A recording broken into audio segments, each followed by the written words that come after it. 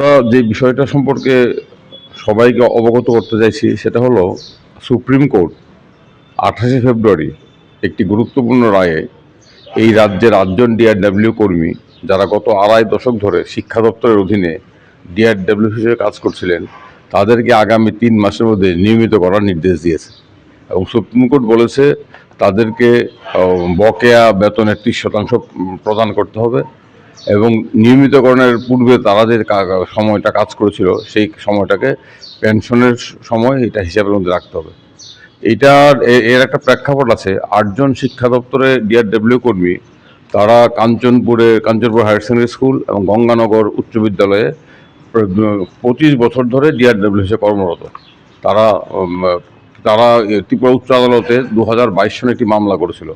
তৎকালীন বিচারপতি মাননীয় অরিন্দম লোধ মহাশয় তাদের মামলাটি খারিজ করে দিয়েছিলেন। মাননীয় বিচারপতি বলেছিলেন যেহেতু রাজ্য সরকারের নিয়মিতকরণ স্কিম 31 জুলাই 2018-তে বাতিল হয়ে গেছে, তাই তারা নিয়মিতকরণ করার দাবি করতে পারেন না। এর বিরুদ্ধে আমরা ডিভিশন বেঞ্চে আপিল করেছিলাম। ডিভিশন বেঞ্চও একই যুক্তিতে আমাদের আপিল খারিজ বলেছিল যেহেতু রাজ্য সরকার নিয়মিতকরণ করার স্কিম তুলে নিয়েছে তাই নিয়মিতকরণ করার দাবি জানানো যাবে না, অধিকার নেই।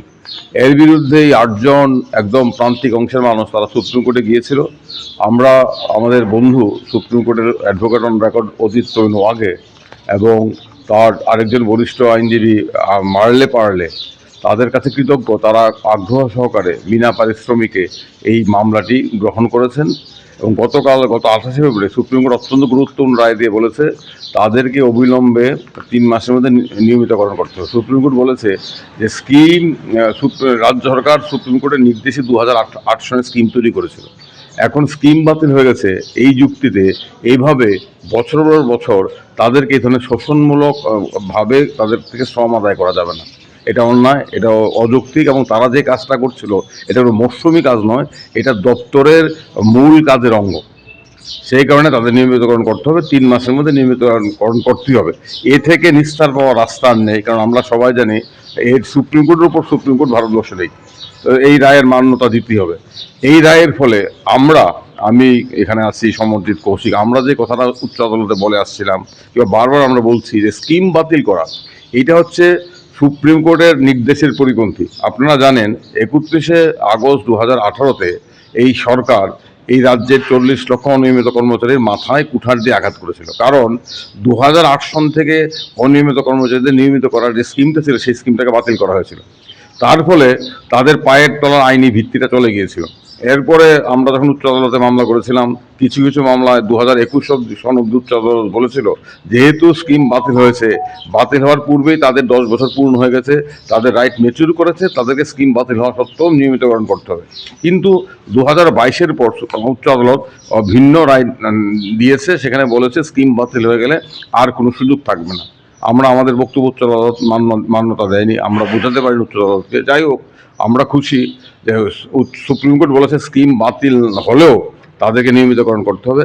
এই সুপ্রিম কোর্টের নির্দেশের ফলে এই রাজ্য সরকারের স্কিম বাতিল করা আজকে গুরুতর প্রশ্নের মুখে পড়ল এবং এই নির্দেশ রাজ্যের 40,000 অনিয়মিত কর্মচারীর আইনি রাস্তাটা খুলে দিল।